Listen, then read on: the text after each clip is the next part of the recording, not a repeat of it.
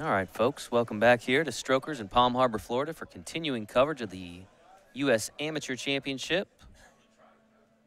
Got Terry Edwards of Lincoln, Alabama versus Gerald Dunne of Philadelphia, Pennsylvania. It looked like Terry won the lag there. Am I right on that? Terry win that lag? Let's see. Yep. I thought he won the lag, so he's choosing the He game did. instead of the break. Is that right? He is choosing the game. Interesting. Okay. So do we want to change their order around? Yeah, flip-flop Yeah, those right all right. quick. And you can see Terry's going to prepare the rack. Start in the 8-ball set.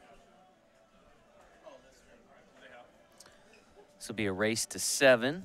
Going to see 5 games of 8-ball and up to 8 games of 9-ball.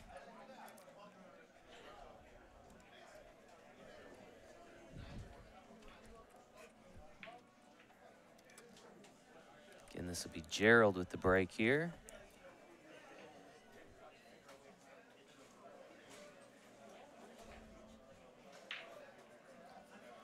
Gerald out of Philadelphia, Pennsylvania.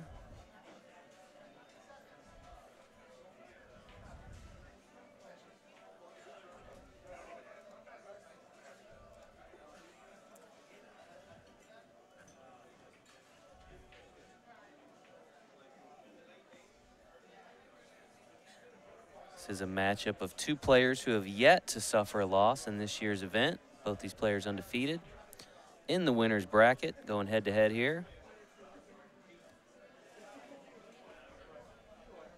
This is Terry at the table. Yeah, Terry likes to go by Terry One-Shot Edwards because that's about all he needs most of the time is 1 shot at the table. Says he finished 9th in this event, 2014. So don't have a sheet on Gerald, so I don't know a lot about him, but we'll learn as we go, just along with you folks.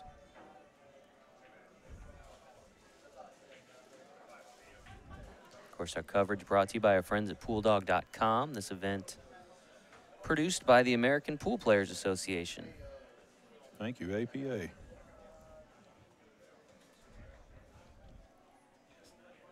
Should mention our other sponsors, Action Cues. Already mentioned Pool Dog, Aramith Billiard Balls, and the folks at Valley Dynamo, the official pool table of APA. Appreciate all their support. And, of course, our folks here at Strokers who've been taking good care of us the last several days, really rolled out the red carpet for the participants in this event. It's been a packed house from open to close here the last several days, so they've been working hard to feed everybody and keep them hydrated.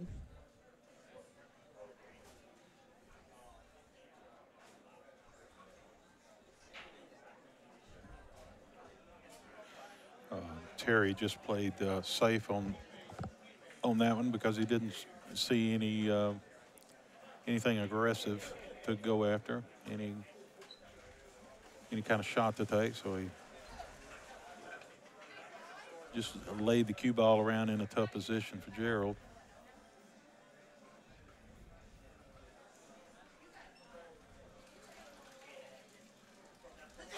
Yeah, that was a tough opening shot for him, and he put down. He's already learned that Terry doesn't like it from down here, so good thing is he put him down there again. Good thing for Gerald. It looks like this time though that Terry has a shot on the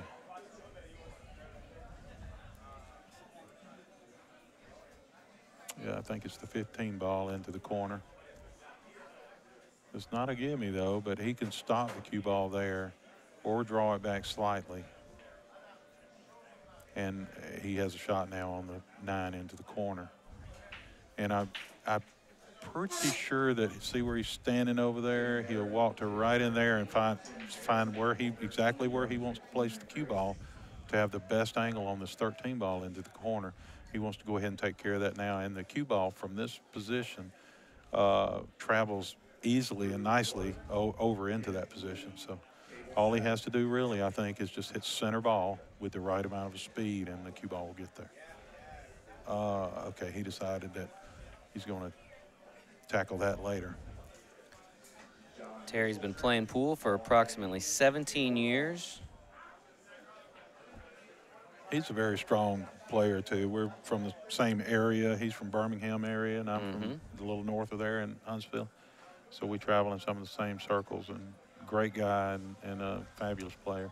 Said he joined APA back in 2012. Overcut that ball. Quickly became a skill level 7 and 8 ball and a 9 and 9 ball.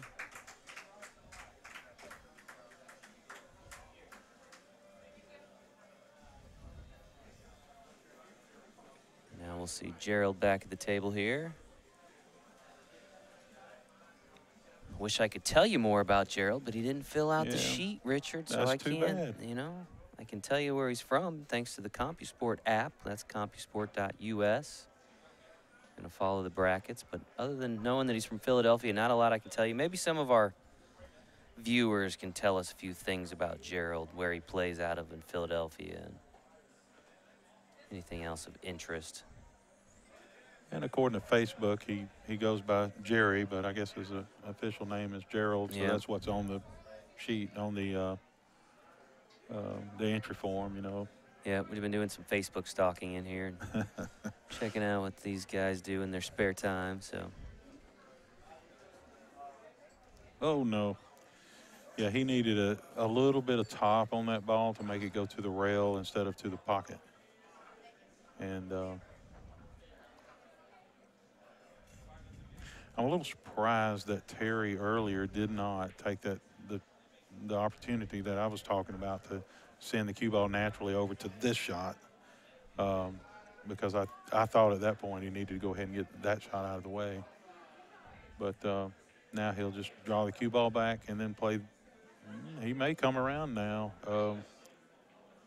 And instead of playing this 10 now, he may wait and play it after the ball. Yeah.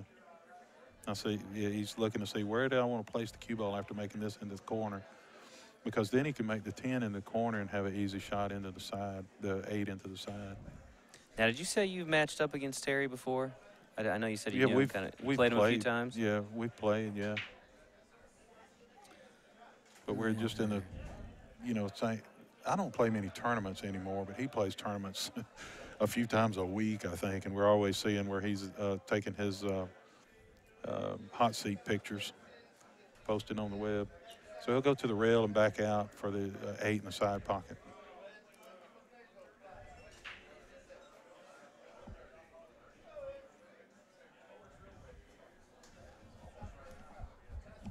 Cue ball will end up around that shot. Well, it looks like he's drawing the ball.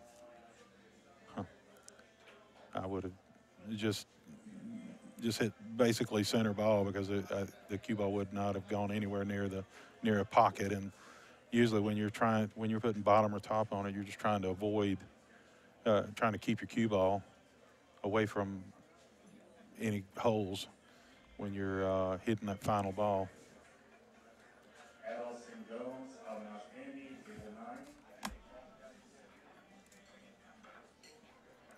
So Terry gets the first on the board there.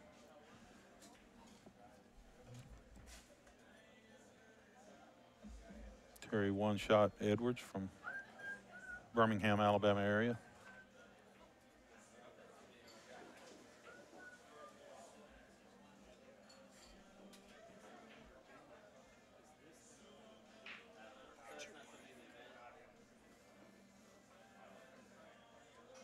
See, Robin Parker is watching, U.S. amateur champ. Oh, no. Let that cue ball roll around too much. So Gerald will come to the table with cue ball in hand behind the line. Any foul after the foul on the break would be anywhere on the table. Had to step away. So Terry won that first game, huh? He did. All right. Yeah. And then he broke and scratched in the side. So if you know Terry, what's up with the one-shot Edwards? Is that because he plays like one pocket, or what is that? No, what's his nickname? He really doesn't play a lot of one pocket. He plays mostly 9-ball, I think, but all he needs is one shot. Okay. A lot of times. Got it. Terry And, one-shot Edwards. Yeah.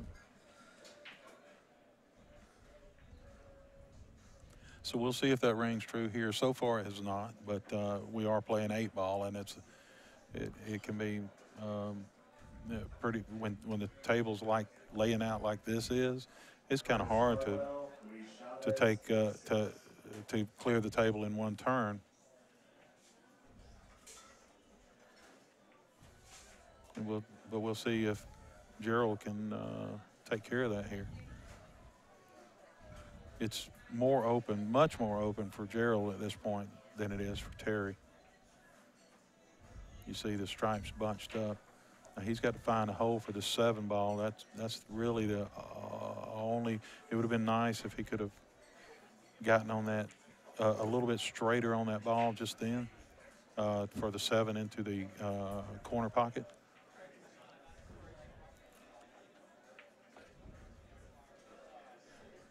But I think he should go ahead and make this 7 at this point into the corner and then leave himself on the 5 into the side. That's kind of a natural flow for the cue ball. But if he doesn't feel comfortable making the 7, then he wouldn't want to shoot it. If he get the right angle on this one, he didn't. If he had gone down the table just a little bit further, then he could have pocketed the 4. I can't tell if that's the 4 or the 5 ball from here. He could have pocketed that in the side and then rolled forward. That may be a good space to get. Now he'll want to see, and he's looking at it now, where exactly does he want to put that cue ball to have the best shot on this 7 into this corner down here. And he could stop the cue ball from there. He should hit this really, that's perfect. Well, almost perfect. If just slightly over to the right would have been perfect.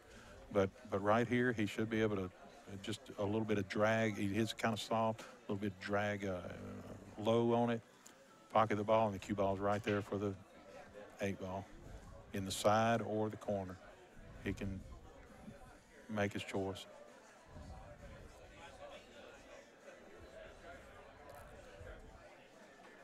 I think on this table, I would also go into the corner pocket with this, with a medium to soft speed. That's too much, isn't it? No. Got it. But at that speed, you can make that ball. You hit it harder, and it bobbles out. So Gerald will tie up the score. While we update the scoreboard here, reminder that you can enter next year's U.S. Amateur Championship by going to usam.poolplayers.com. Yeah, you can signing do that up today. right You don't have now. to wait around. Yeah, that's awesome. Enter a preliminary round, and if you qualify at the preliminary round, you move on here to the championship round. So simple process, and it all starts today by going to usam.poolplayers.com. Players are just about ready here. This will be the 3rd game of the 8-ball set. Gerald will have the break here.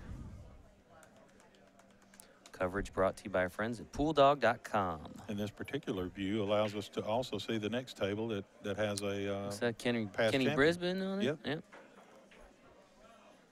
Kenny had a tough early round matchup yesterday that we had here on the stream against Henry Broth. That was great. Champion. That was a great, great match and a tough early draw for the two of them. But yeah. Henry was victorious and advanced. I believe he's still undefeated.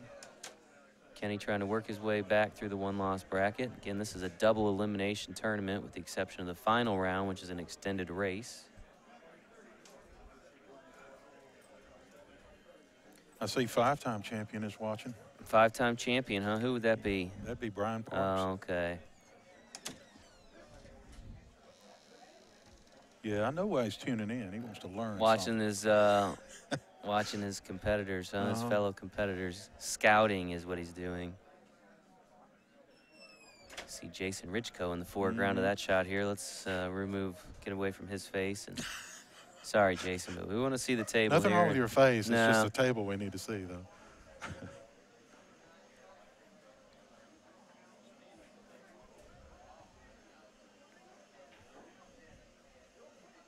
Yeah, this place is full of champions. Clarence, if you're looking for a team buddy, I'd encourage you to reach out to your local APA league operator if you're having trouble getting on a team. A lot of times they can identify which team needs, you know, which kind of player, depending on your skill level. That's what they do. So Yeah, they'll put you with somebody right away. don't be shy. Reach out to them. I'm sure they'd love to have you. Gerald has a sort of a tough start out. He's forced to run the cue ball into some other balls, and that was really dangerous, running it into the 8, because you see how close the 8 came to the corner? If he'd have hit that just slightly more to the left onto the 2 ball, it would have gone into the hole, because that would have made the 8 go more to the right.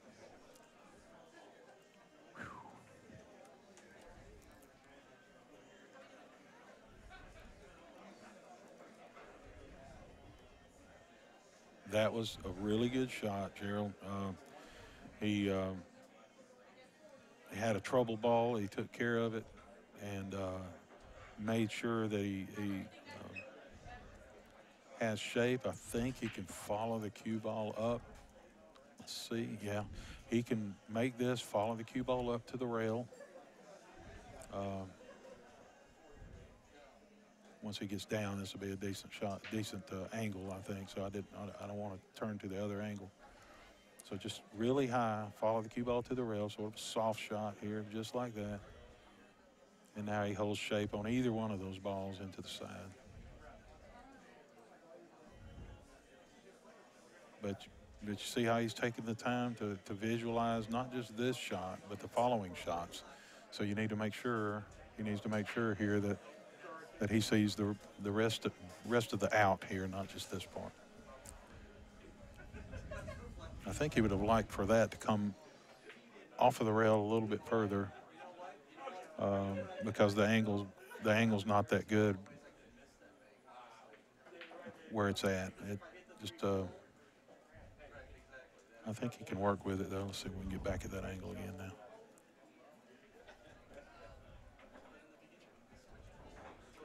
He's got to avoid running into these balls here and avoid getting himself behind that strike ball.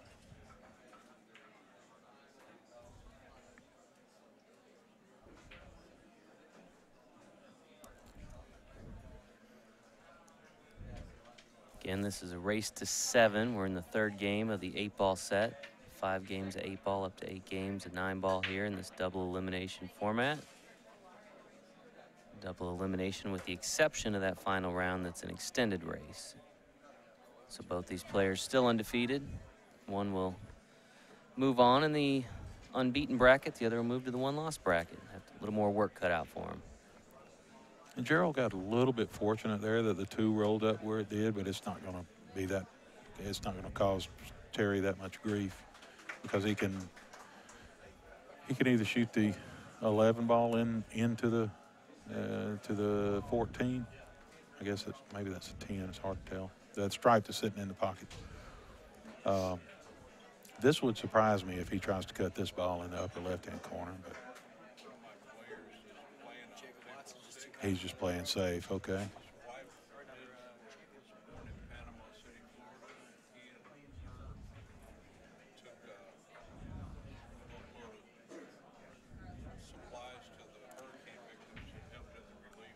So he'd rather just take the opportunity to possibly get ball in hand here, but Gerald's liable to kick this 6 in the hole and keep shooting.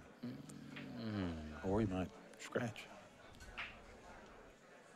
But anytime you hand the table back over to the other guy, he might just pull off a shot, and you might not get back to the table. So if I can get out, I felt like Terry could have gotten out from there. I would have chosen to go ahead and do it. With that stripe sitting in the hole like it is, he could have gotten to it and pocketed it and continued the run. Terry plays out of Bumpers? Yeah. Is that right? Bumpers in Hoover, Alabama. Sponsored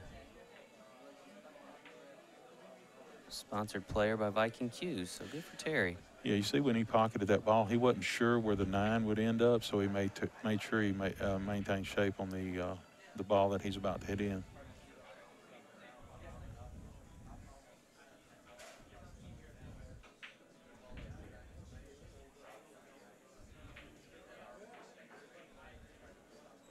I think he has to follow this up. Yeah, he has to follow it up. Probably go right to the end rail, just sit there, and then he can follow it up from here and end up around the third diamond next to the side pocket. Whoa, okay. I don't really care for that because then you bring the 6 into play during the last part of your stroke, the last part of the roll of the cue ball. So if you happen to hit it just a little wrong and you end up coming short, then the 6 is hooking you. But if he'd have left the cue ball down here anywhere on the rail, he still could have made the 8. Terry takes a 2-1 lead, and while we prepare the next rack, I want to remind you folks, if you're not already an APA member, you can go to poolplayers.com/join. You can become a member today and become part of something bigger, right?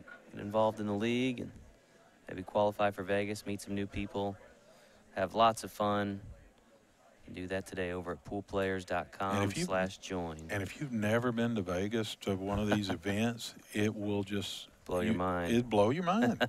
It's amazing how many pool players there are in one place and how many pool tables. I mean, you saw was the screen that was just up? Was it the one with the pool? Yeah, showed all the tables. Yeah, and that was just one of the runners. 300 some odd tables we use out there. So we call it a sea of pool tables as far as the eye can see. I don't think anybody that's ever gone to one of these regretted going because it's just the mecca of pool for amateur pool for sure.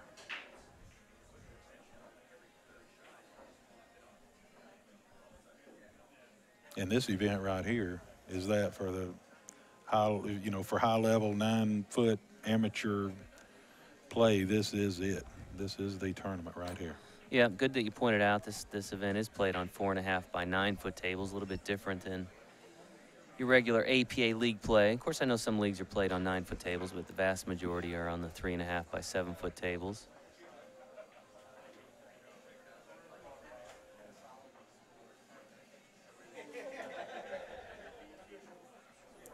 One unique thing about this location is that some of you may have noticed from this particular view that you can see this first table. If you're familiar with tables, the different manufacturers and so forth, this is a Brunswick table, and then right next door you see a diamond table and another diamond table. And I say unique here because you have the different tables to play on, where a lot of tournaments that you play on, you're all on the same table. So the person that's familiar with the tables and when you go from one table to another, if you know how different tables react, then you're able to adjust to the new table more quickly. And it's I think that shows up too. I think it's important to be able to play well on different tables. And this tournament is a test of that. And they're all high-quality 9-foot tables with all the same Simonis 860 cloth. Right. Brand new. They always put it on right before this event. Super fast.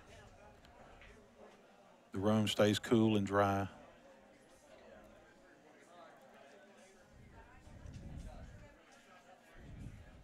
And the food is hot and juicy. Food is excellent here at Stroker's Billiards in Palm Harbor, Florida, Tampa area. He got just the right position, I think, here on the 5 ball into the corner. So I think just play a stop shot there. Is probably, I would, if he's got a shot on that 5, I would take it right now. But and he could just. I think just play a stop shot on it, but he might need to come back ever so slightly to get the correct angle onto the next ball to move to the next. You always have to do that. Get one angle in order to get the right angle on the next ball to get down to the following shot. shape. See, pull back just a little bit. Yeah, he needed to do that to make it easy to make this and then come back down the table.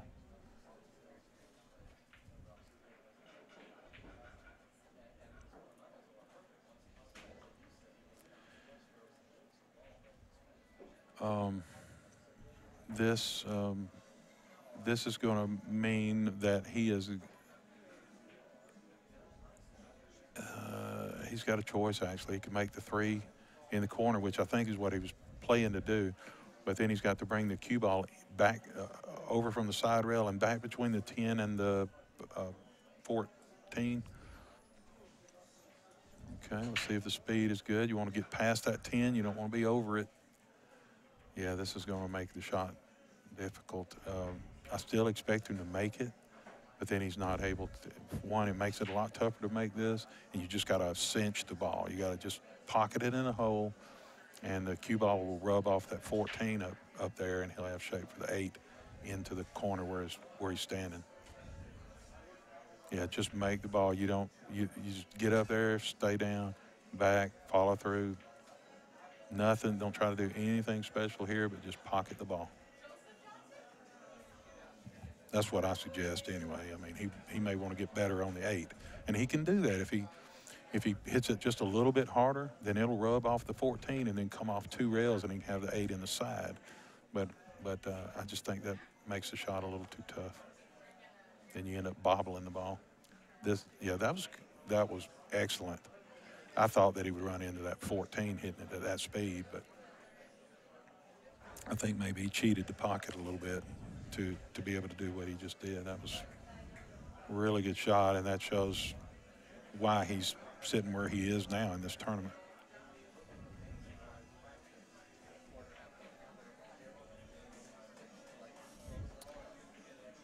Worth mentioning that all of the participants in this tournament they're already kind of champions, right, from their preliminary rounds. That's They've right. had to place high enough there just to get here, so now tied 2 games apiece here.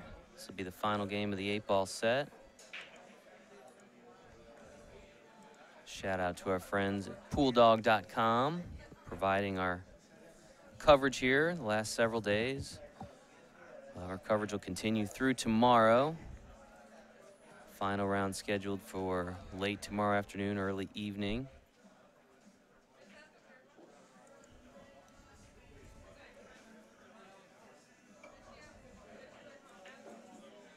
Gerald will have the break here. See how solid he hits this. Watch the cue ball. See if it goes to the right or to the left. It went to the left a little bit and got bumped and moved around. That's one thing you want to make sure, that the cue ball does not get in the way of the traffic of the balls, because then you don't, there's no telling where it'll go, what hole it might fall into. So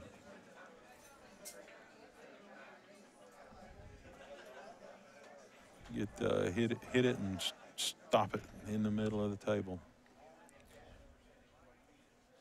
I'm not sure if he meant to hit off to the side or not, like he did, but he did hit a good bit off to the side of center, off to the left side.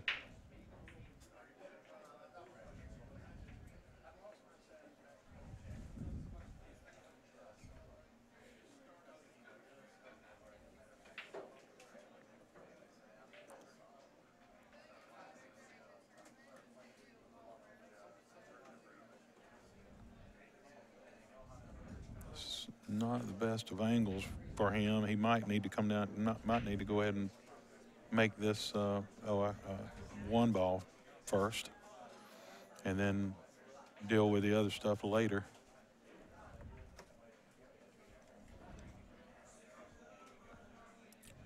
But he may be wanting to bump the 7 ball over. Oh, what is this? Okay. For a moment there, I thought he was aiming at the 7 ball then, and I already knew that it would not go in the side pocket directly. And if he's trying to make this 1 ball in the corner now, he's got to make sure that he keeps shape on the forward for the other corner, because it's going to head toward that corner, and you want to make sure that it does not slide over there by the 15. And 15 or 12, whatever that is, the closest stripe to those.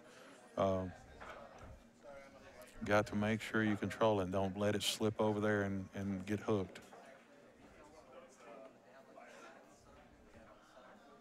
Yeah, he's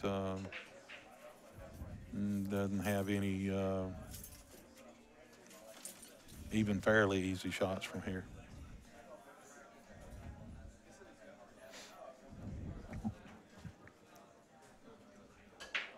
I would have thought that he'd find a way to hit that a little softer and then be able to hold shape for the 4 in the other corner. But he probably saw something where it was going to leak out anyway, regardless of the way how soft he hit it. So he probably tried to make it come out where he could play it in the side over there where the 11 is, but it just didn't come out far enough.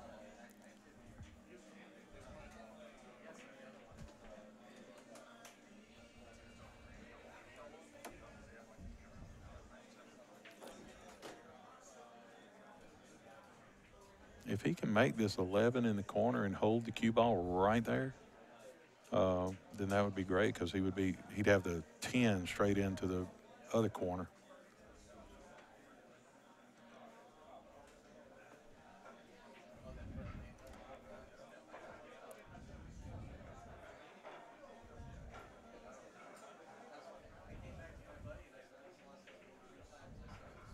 Yeah, he can do this, and he kind of bumps the 6 out of the way and holds the cue ball there close to the rail for the 9. Oh, I'm surprised. Well, he ended up with the same shot on the 9 that I was talking about, but I thought he'd hit the 6 a little bit fuller and hold it a little closer to the rail. This is actually a good bit better than what I was seeing. This is good. Now he can follow this up and take care of those 2 balls upstairs. He may have to actually run up there into one of those balls at the angle we're looking at here. No, he can follow it up a little bit, I think, without doing that. Oh.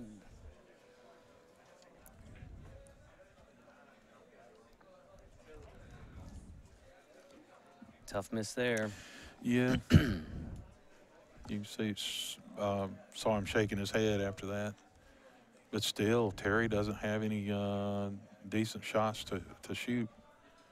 I'm thinking this 14, see the 2 balls touching upstairs there? I think that you could hit that 13 anywhere on the left side and probably make it in the corner. I'm not sure. But I got a feeling it may rub off of the ball that's closest to the pocket and go in.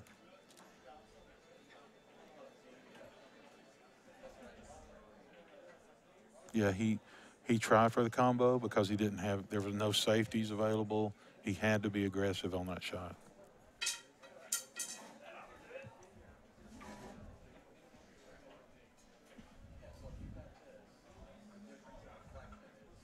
Yeah, he's looking at what I was talking about. If it won't go straight in the hole, then he's thinking, what do I have to do? Where do I have to hit it? Now he's looking at making it without touching that ball. If he hits it this side closer to us on the orange ball, on the orange stripe ball, then the 14 will go straight into the pocket. If he hits it from the other side, then it will come off of the pink stripe and then in. Yeah, he should have cheated that pocket on the left side. He might get away with it here. Nope.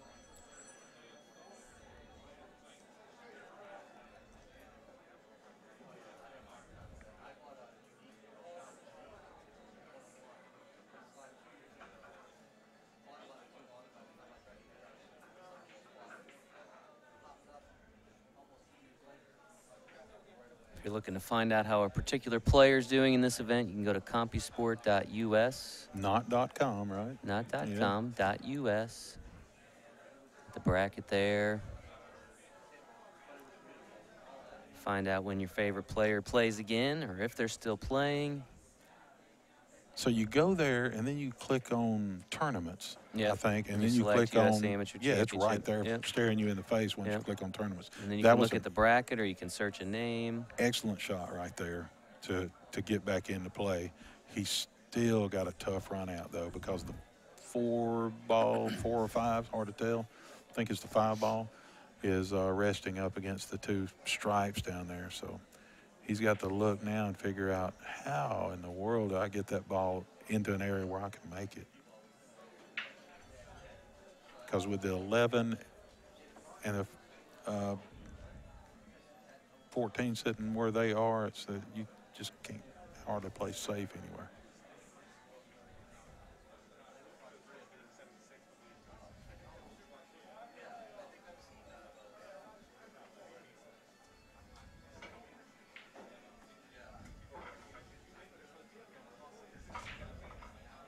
Oh, I'm not sure he came. Yeah, he's okay. He definitely needed to be off of the rail just then, though. That angle, that's going to be tough. It sends him close to the side pocket, and if he avoids the side pocket, then he starts heading toward the corner pocket. So he's got his work cut out for him right here. No, he just kind of flailed away at that, and if these 2 balls are frozen, the 2 stripes are frozen, he can make that ball now in the corner. And the way you do that, you hit this ball on the right-hand side of the ball, and it grabs the green stripe ball and carries it a little bit toward the end rail before it releases it. See that? Yeah. Yeah. If they're touching or they're really, really close together, you can do that. You can really manipulate, and it's the opposite way of the what a novice might think. It's not like a cut shot. It's the opposite way.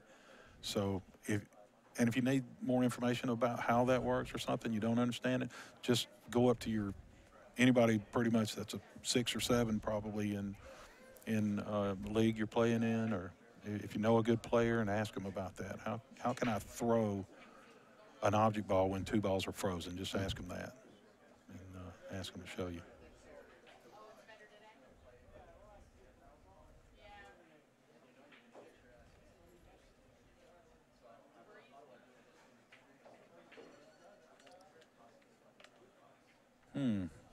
He really expected that ball to come straighter back. It went down the table a little bit toward us before it started pulling back.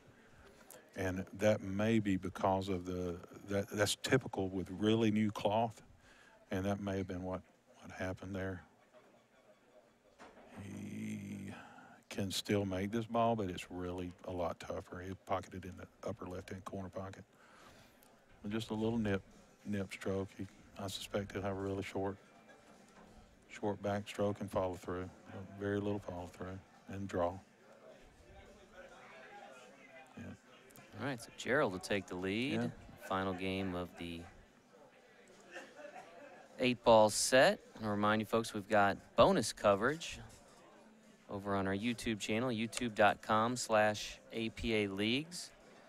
If you subscribe to our channel, you get a notification each time a match begins on there. And of course, we're happy to have you stick around with us here on Facebook. Make sure you give us a like on our Facebook page. Again, you want those notifications and pop up each time we start a new match. If you're just joining us, you're watching live coverage of the U.S. Amateur Championship being held at Strokers in Palm Harbor, Florida. Day 2 of this 3-day event started with 128 players, 8 former champions. And one of those champions is that 128th player, right? That's right. That's right. The player that comes back to defend their title. Yeah. Some guy named Parks. Parks? Some guy. He'll never somewhere be on the West real Coast. player. I don't know. Yeah. Great guy. He came by here yesterday and gave me a hug. I'm going, what's going on? Yeah, we'll have here? to see if we can pull him in and do some commentary with us at some point. He's a fun one to talk to. He is, but he thinks he knows what he's talking about, and that just, I don't know. No, that'd be great, bouncing things off of him. Plus, he's left-handed, so everything's backwards.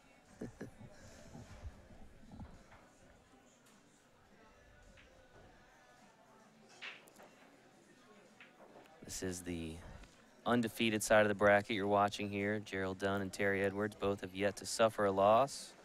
and you have a past U.S. amateur champion on the table. You see his Yeah. head going back and forth really close to Talk us. about bonus coverage. You got them on each side of this Yeah, table. yeah, and Kenny Brisbane and Kenny Brisbane on the Jason other table, Richco. just moving the ball around, about to break on the table next to our main TV table.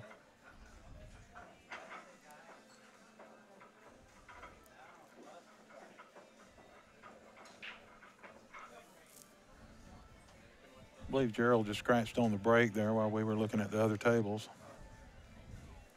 That's what we get for trying to take in that bonus coverage. Yeah. Watch this cue ball. Nope.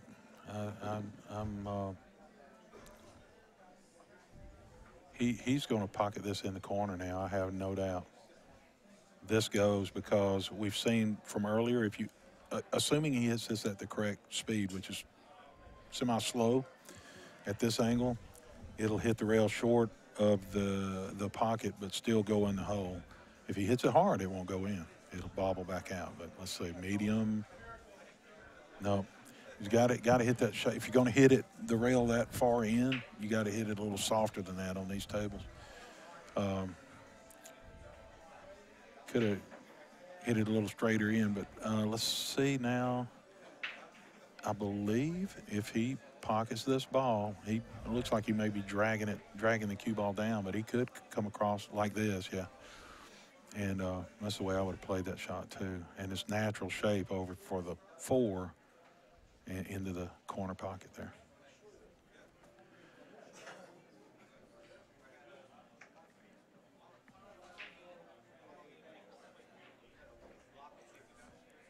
There's a good chance Terry will one rail kick this ball into the hole.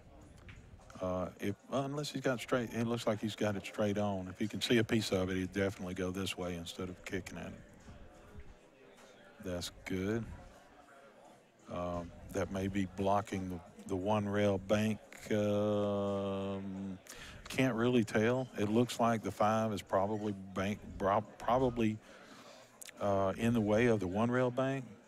So that's why you see him looking somewhere else. But he could actually 2 rail bank this one where he hits it just short of the pocket on this side, and it goes back over to the other side, into the side pocket.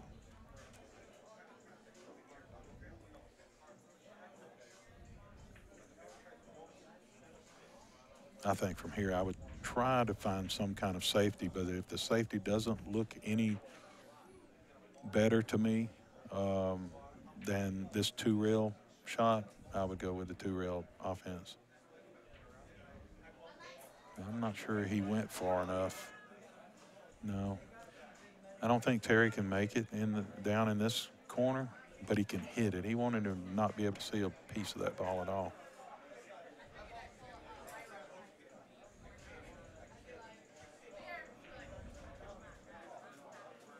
He can actually draw this ball, a lot of draw on it, and hit it into the 4 ball, hit the 3 into the 4 ball and have a good safety. The cue ball could be frozen to the back of this 5 ball. Yeah, if he'd have drawn the ball just a little bit more and hit the 3 into, I mean, this is fine. This is good shot. He probably will get ball in hand from here, but I think if he'd have gone about it the other way, he could have had it frozen to the back of the 5, and Gerald will be kicking more than 1 rail right now.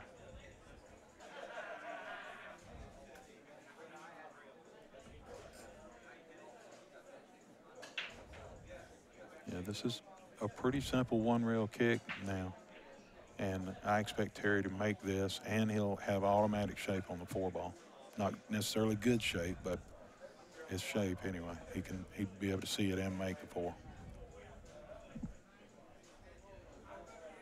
Anytime a ball is that close to the hole, you should be able to kick it in if you're, playing at Terry's level.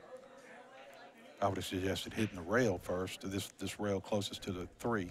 Instead of hitting the 3 directly, hit the rail first. It gives you a bigger ball, you got more room for error that way. And the cue ball comes out away from it a little bit more.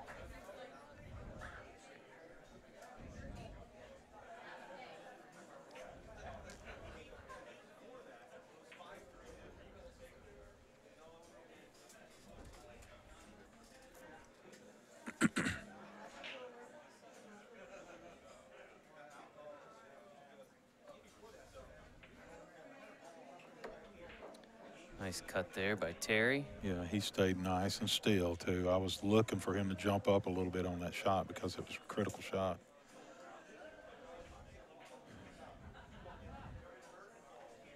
He's not – he's had a tough few rags here. He's, you know, can't really get any traction. And that wears on you after a little bit.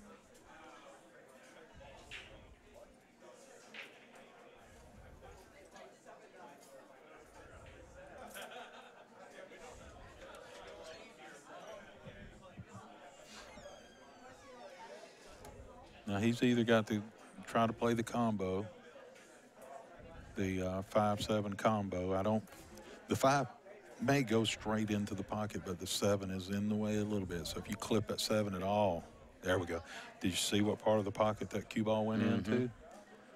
So he had no room, absolutely no room for errors. He hit that ball 100% exactly where he was trying to hit it. He could play snooker. Those snooker pockets, you know, are very skinny and they're rounded, so you have to be super precise. Got to make sure that the wow. I don't think it ever occurred to him that he might miss that shot right there, because a player at his level just expects to make that. It's just bread and butter shot for a rotation player.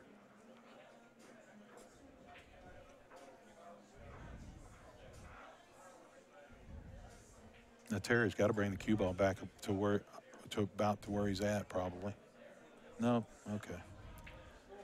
I see. The reason he did that is because the ball was sitting inside the jaws of the pocket, and he didn't want to fool with hitting it. I think he might have hit if he'd tried to do what I at first mentioned, he might have hit the point of the rail and then not been able to get out of there. Point of the pocket. Nicely onto the ball to the side pocket. Another one of those that's just basically a stop shot. So you'll see the cue ball spin under and then slide when it gets to and then it just goes. All right. Yeah, Gerald. Terry will tie it back up. I know Gerald's frustrated from missing that shot. I bet he rarely ever misses that shot. A little tougher when you got some folks watching online and some folks watching here at Strokers. Make sure I thank our friends at PoolDog.com for their sponsorship of our streaming coverage, allowing us to bring it to you folks free of charge. Hope you're enjoying it from wherever you're watching in the world. For us, we're watching here at Strokers in Palm Harbor, Florida. The very back of Strokers here, about as far removed from the table as we could be. Yeah, and that's good. That way we don't have to worry about misleading the guys. When I say he should do this or that, they don't try to do the wrong thing that I'm suggesting. Terry pockets the one in the side on the break there. But speaking about from all around the world, I would love for people to just get online here and just tell us on Facebook, where are you from, you know, especially if you're from outside of the U.S., you know. Yeah. I'm curious, where are all you guys from? We had some folks earlier from Canada that were watching. From Canada, eh? Hey. I did some work up in one of our subsidiary offices in Canada, up in Calgary, a few years ago, and the point of contact there that I was visiting said, "Do you know why we have the name Canada? Why it's called Canada?" I said, "No," and he wrote up on the board, spelling out Canada, CANADA, and I just cracked up.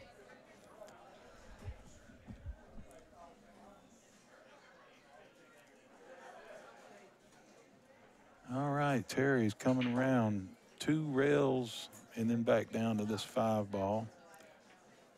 Oh, don't do that. Yeah, just a little bit of right-hand spin, and he would have avoided that side pocket, or maybe just a little bit more right-hand spin. But then what happens there is that if he hits anywhere if he had just put a little bit of right-hand spin on it, then he brings this corner into play where Gerald is standing. So what I prefer to do on a shot like that is dig into it a little bit more and make it come closer to the corner where the 8-ball's sitting. And then that way it comes out and it hits the second, like 2 diamonds up from Gerald's elbow there. And then it's come feeding into that 5-ball. A lot of folks tuning in from Alabama. Richard's Alabama, hometown, where is Richard's that? home state. Yeah, Jeff Alabama. Adkins Roll tuning in Tide. from St. Louis, where our world headquarters is, Baltimore, Maryland, Bakersfield, California. Well, thank y'all for visiting. The power of the internet. It's like you can be right here in Strokers in Palm Harbor, Florida, wherever you are. Yeah, I see Dr. Daniel Andrews is on there, and Robert Hall. Hey to y'all. Dr. Daniel Andrews. Yeah, that's my son. Okay. Name sounded familiar. I mentioned him yesterday because he's going to win this thing next year.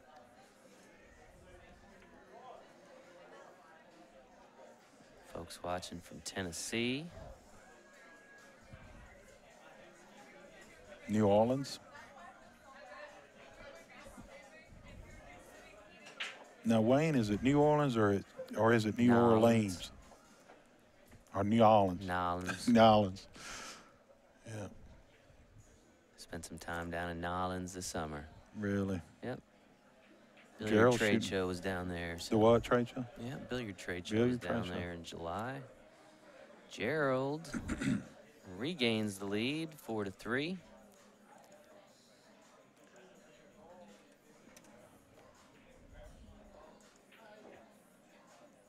Again, if you're just joining us, you're seeing live coverage of this year's U.S. Amateur Championship here in the Tampa Bay area. Strokers, Palm Harbor, to be more specific about where we are here in Tampa. This is day 2 of competition. Yeah, if you're ever in this area, make sure you visit For sure. Jose here and Jose his Del crew. Rio. He's a good pool player as well, He right? is. I didn't look to see if he was still in it. I know it's got to be tough for him. He actually Oh. qualified for the event, but How this is can you one of do his that? busiest weeks of the year I with the know. USAM here. So How can you focus on a match when tough you've to got all pull. this going on? Tough to pull double duties. No, that's really unfortunate. But Yeah. but if you remember, just a few racks ago, I mentioned to get that cue ball and pop and stop it in the center where the traffic is not going on. Well, he put it over to where balls were running through there. So you got to make sure when your cue ball leaves the rack, it's going into an area where you don't have a lot of traffic.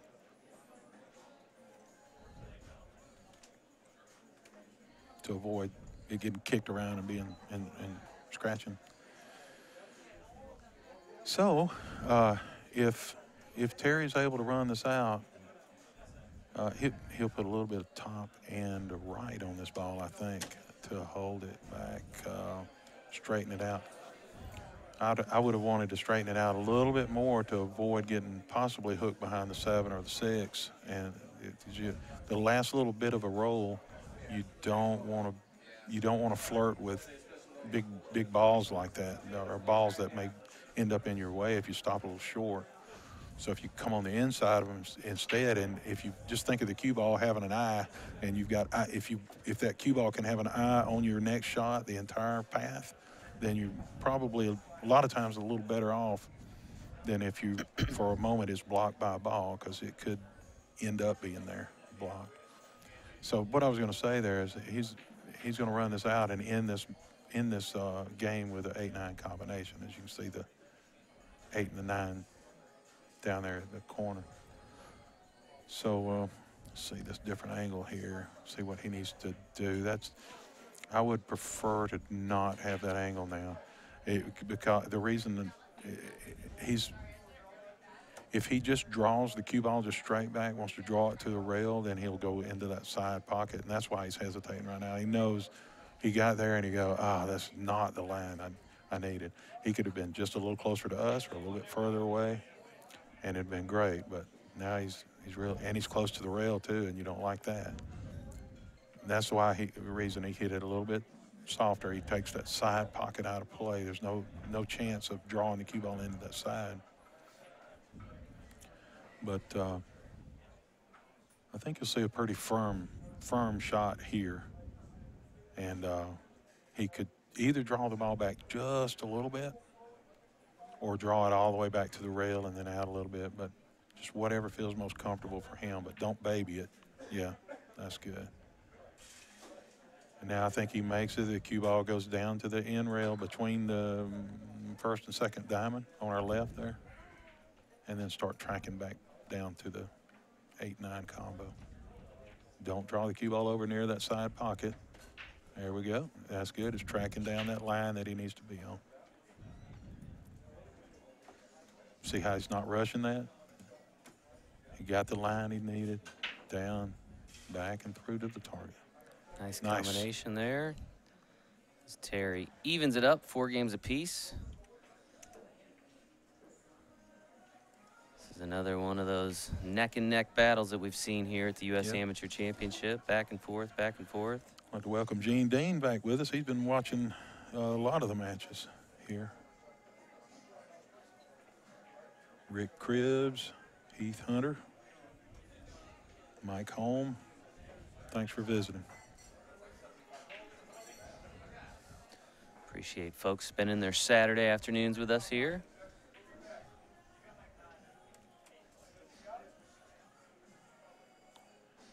Terry one-shot Edwards up to break here. Let's see what happens with his cue ball now. I expect it to pop up back in the center. No traffic. You see, absolutely no traffic where he's at. The balls did not come through that area where the cue ball is.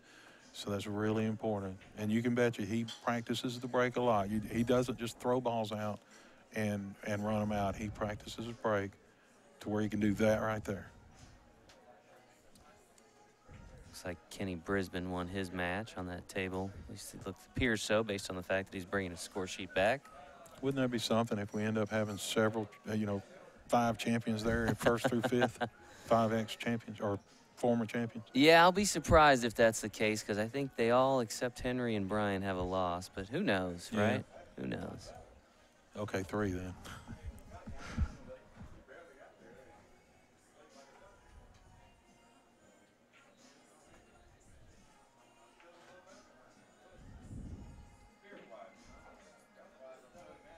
He settled for this long shot on the 5 ball instead of trying to do some funky stuff and sending the cue ball around 3 rails. I would have done the funky stuff and bottom right-hand English and brought the cue ball around 3 rails for a better shape on this ball because I would have been afraid of missing this ball right here.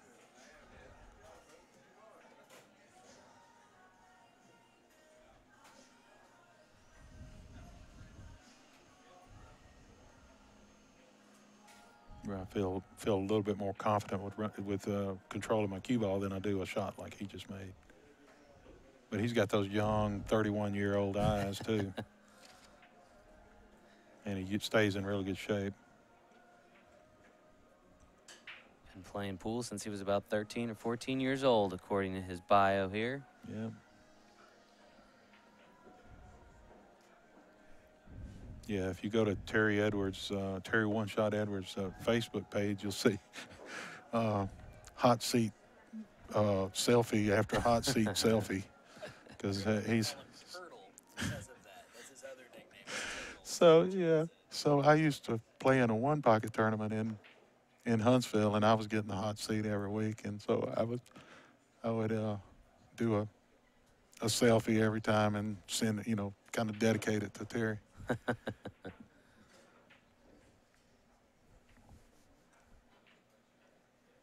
Can we do a poll on how many one pocket players there are out there?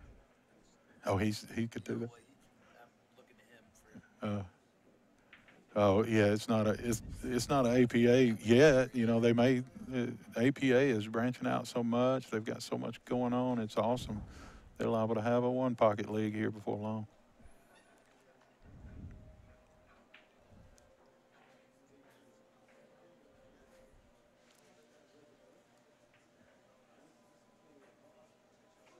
We could do a poll to see what's people's favorite game, or 8-ball or 9-ball. That's what we're playing in this league. Get a I little mean, bit in of this both. tournament. Yeah, you get a little bit of both here in the USAM, right? Mhm. The 8-ball and the 9-ball.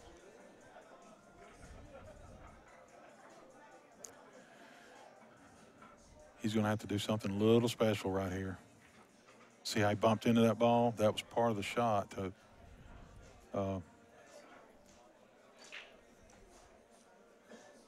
But I think he might have wanted to hit it a little fuller where he'd come over to this other corner pocket for him. But this is a rather difficult shot with the angle sitting against the rail like that and at an angle. I mean, he should make it. You expect a player of this caliber to make it probably 85% of the time, but it's still missing. He did not scratch, no. 8-ball, 9-ball, one pocket. See what your favorite one is. 8-ball, 9-ball's probably good. Just 8-ball, 9-ball. All right, Terry Edwards back in the lead.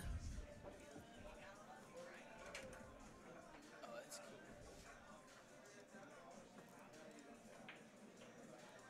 Can people sign up today for this, for next year's event? Yep.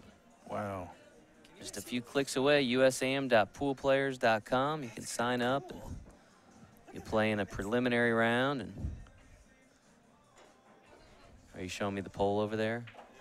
Yeah. So far, Yeah, we're up to 65% on 9-ball now. Awesome.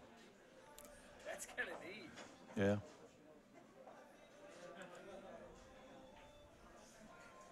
Terry with the break.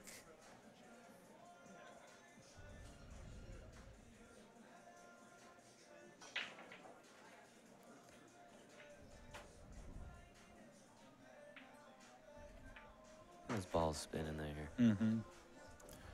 He did let his cue ball loose a little bit. Remember last time how nicely he popped it back into the center of the table? So he was a little bit off that time.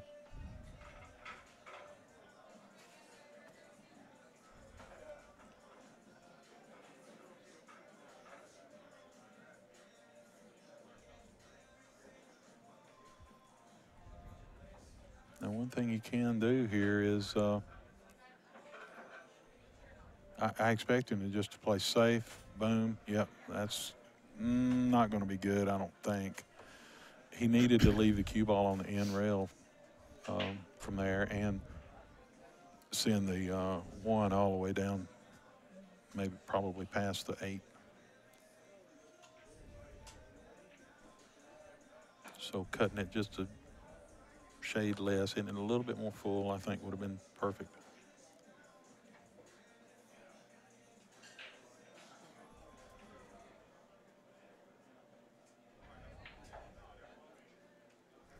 Nice stroke, nice stop shot.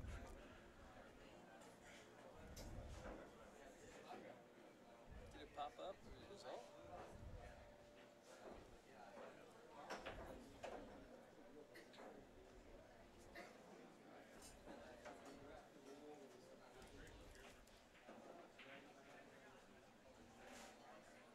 Coming up a little short on this shot.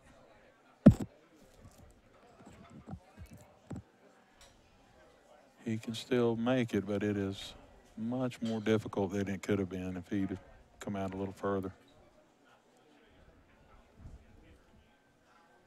Needs to avoid scratching with the side pocket closest to his hand. Yeah, he made sure. One thing that you can do, if you know that your cue ball is going to be heading in a line toward a pocket, then don't hit it hard enough for it to get there. You know, then you can keep that line. And he stayed way back from there.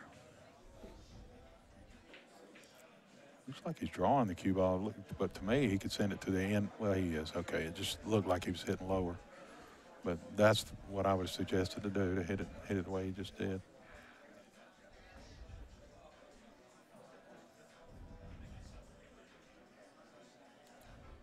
Now, I've seen guys hold it really nicely, pocket this in the corner, and then hold the cue ball just a little bit off the rail from where the 6 is. And if you can do that, if you feel comfortable with that, that's good. But the other way yeah, that's good, and he stays in line. sometimes if maybe it was a little bit more, if it were a little bit more severe of an angle, then he could have done sort of what he's doing, but let the cue ball keep coming, and then he's in line to make the 7 in the side on the left side pocket up there. Go to the end rail and back down to the center of the table. Ish.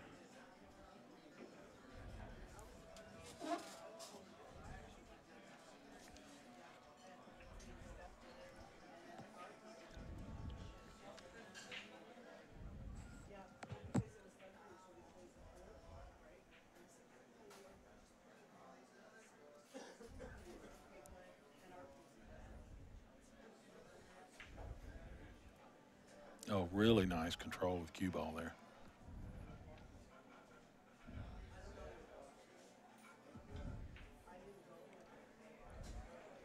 That'll tie it up 5-5. Once again, we're How many all times back have to we seen even. that? All back to even.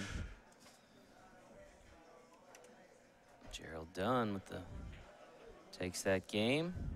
He will have the break. Again, this is a race to 7. Both these players 2 games away from victory and continuing on through the undefeated side of the bracket. Let's see Terry Edwards preparing the rack.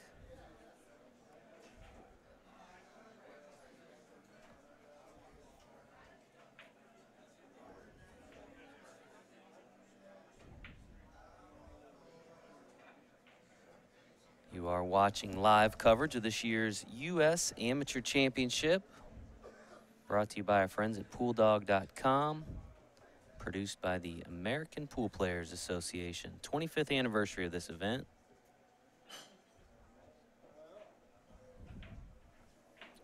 Started in 1994.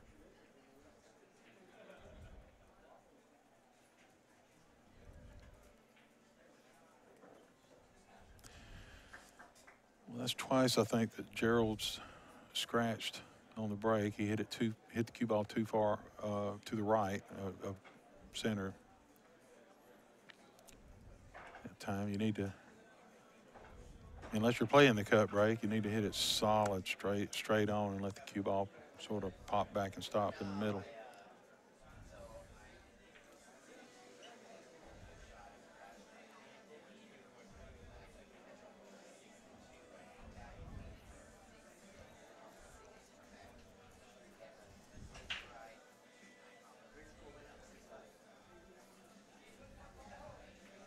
What's up, Jose?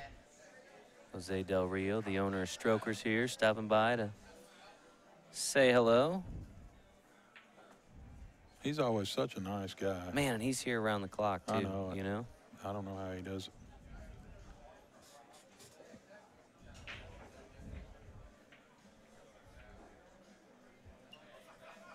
Having a little trouble with my connection. You having trouble with yours, too? Yeah, it keeps falling That's off. interesting. Hopefully the viewers are still with us here.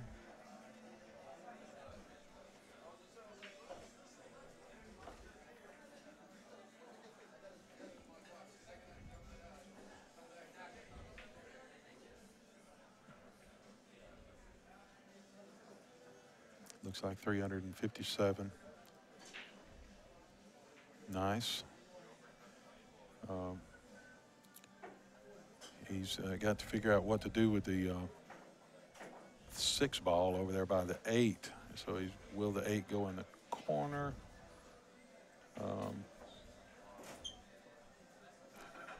That's going to be tough. But he's got to.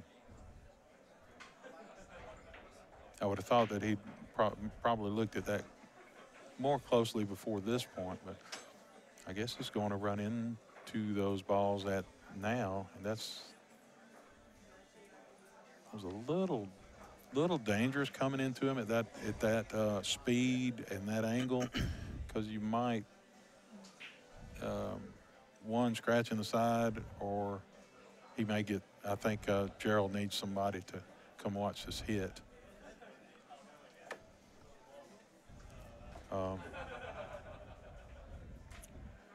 But I think Terry might be. Yeah, he can.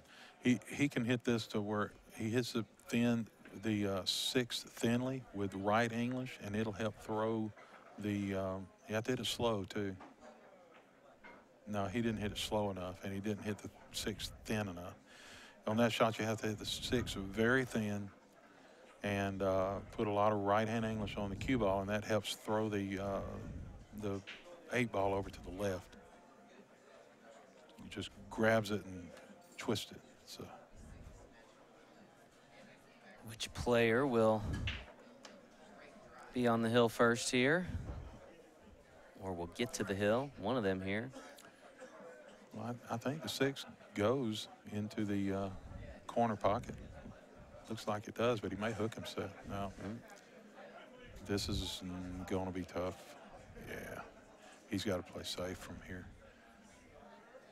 So he can hit this. And if I was Gerald, I'd go down and check to see if the six is frozen from here before Terry continues. And then he needs to say it is frozen, if it is. But the out here is to hit it very thinly and leave the cue ball over. See where he keeps pointing his tip over there? He's not. It doesn't look like he's shooting it that way. He's playing the bank into the side pocket, and boys and girls, that will win this game right here. That might be a match winner right there. I would have played safe from there, straight with the cue ball over to the other side of the 9 and, as the blocker. He might not get there. That's a little short. He can still make it, but it's just way harder there than it would have been slightly further.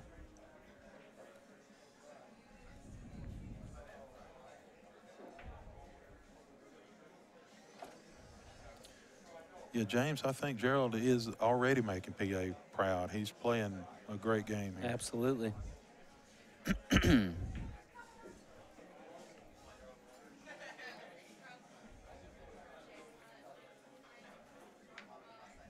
Now you have the 9 in the side pocket or the corner, his choice, and I'm sure it'll be the side now that it rolled to there.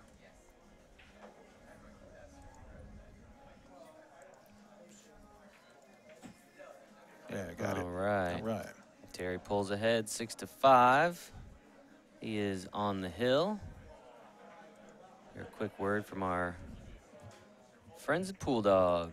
Tired of the same old when you're buying billiard supplies? Come shop with the big dogs at PoolDog.com. You want pool cues? We've got over 700. Balls, cases, accessories, no problem. Want help with your game? How does hundreds of free training articles sound? Want to shop offline? We'll mail you a free catalog.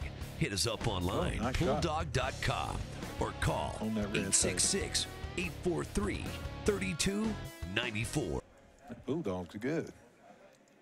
Again, thanks to our friends at PoolDog.com. He lost the cue ball again. Return to action here. Terry Edwards with the break. Easy safety. Well, he can actually make the 2 if he wants to, but I'm not sure where the 1's going to go. But there's an easy safety here. He can go into the 1 with top and follow it in behind the 9 ball, the 3 ball. It could be frozen to the back of the 3, but he can also hit the 1 down to where the 9 is and make the 3-2 combination into the right like that. See where the 2's heading? Mm-hmm. If he'd hit that a little more firm, it would have gone into the pocket. But what I said initially, I was talking about that shot, and I said, but you're not sure where that 1's going to go. So he wouldn't, even if he'd have made it, it's not guaranteed that he has a shot on the 1 after that.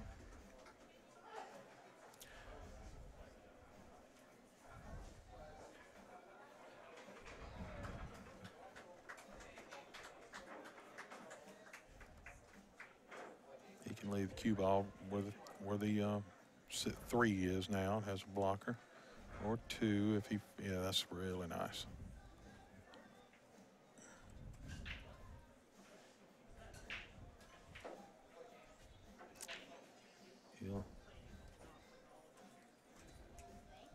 He's not sure. It looks like he's just getting the, oh no, moved it away from one hole and over next to another. Well, no, it came up short of it. But I think he was just trying, he figured he would foul, so he didn't want to give Terry an easy 1-9 combo. So he just hit the 3 down there to get the 9 away from the hole. Make Terry work for this win instead of just an easy 1-9 combo.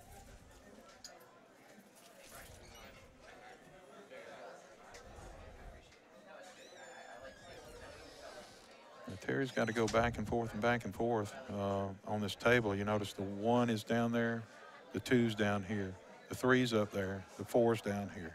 Then he's got to get back down the table for the 5. So the first few shots, he's having to move the cue ball a lot.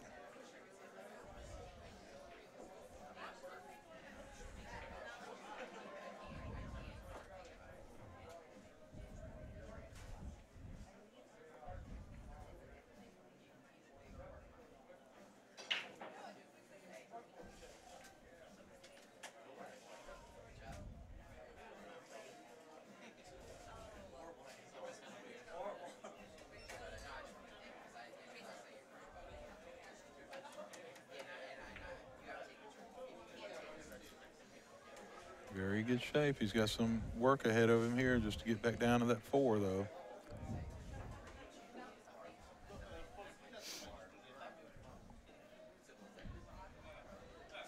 Because he needs to get all the way back down here without running into the 6. If he tries one way, or running into the 8, going another way.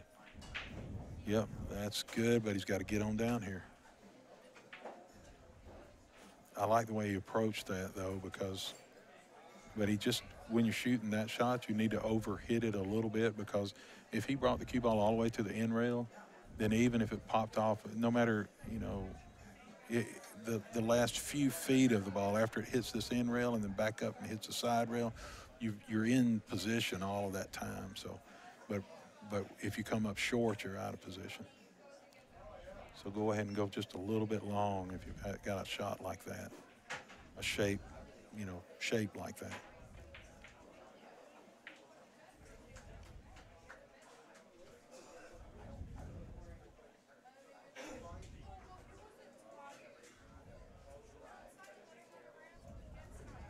Yeah, I think he can make this, but he may need to see. Oh boy, looks a lot tougher from there.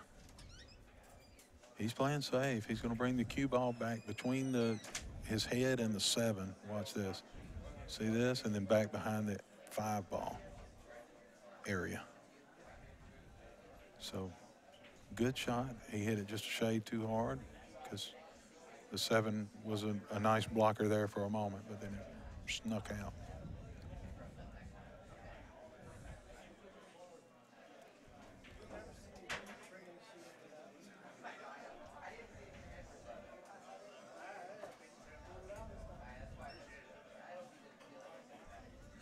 He needed that to go on the other side of that 5. Yep.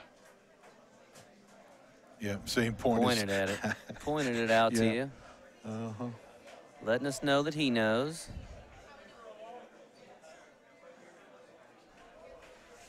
The Filipinos do that a lot in the professionals. Yeah. They'll say, I meant to have it right there. Yeah, I'm sure we have a lot of knowledgeable viewers on this stream, too. Yeah, I know some folks were asking about the format here. This is a combination of 8-ball and 9-ball. These guys started in the 8-ball set where they played 5 games. Now deep into the 9-ball set. Basically, the winner of the the winner of the lag either chooses the break or the format that they start in. Interestingly enough, Terry won the lag, but opted to start in the 8-ball set. So first time we've seen that, I think, on the stream, where the player didn't take the break after winning the lag. Playing on 4.5 by 9-foot tables. Double elimination up until the final round, which is an extended race.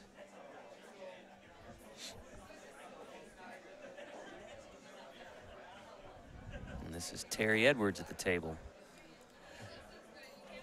He could put topping inside English on this ball, but I think he should just put a little bit of outside.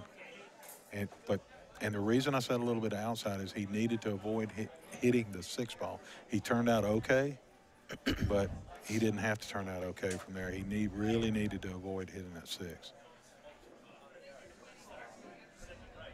And a little bit of outside or left English in this case would have made sure that he avoided hitting the 6. He could have done the same with right English and gone the other side of the 6, but then it would have made the shot more difficult. Good speed.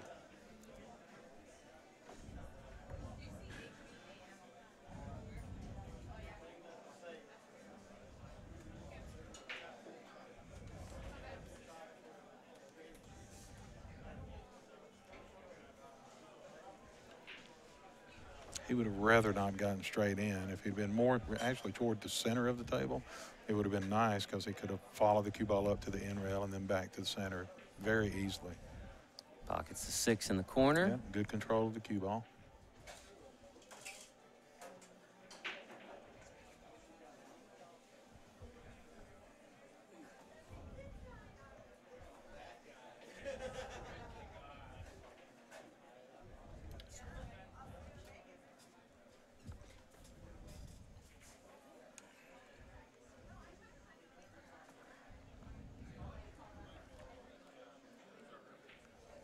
I know Terry's been to this event a few times.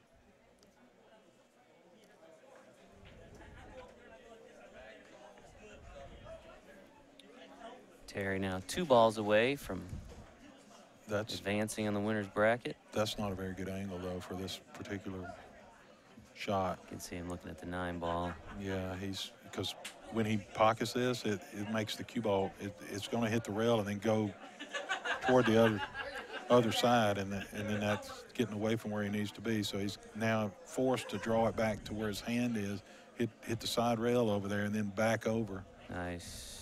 To play this in the side, and that is a tough shot.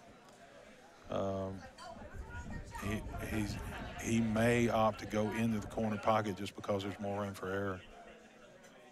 Because there's no room for error. Where he's sitting, Yeah, if he doesn't hit it at exactly you get a slow look enough at it speed there, yeah. and the right line, it won't stay in the hole. And he missed one of these earlier by hitting it a little too hard. But the good thing here is he doesn't have to move his cue ball anywhere this time, so he can hit it as soft as he wants to hit it. I still think he ought to just put it in the corner, though.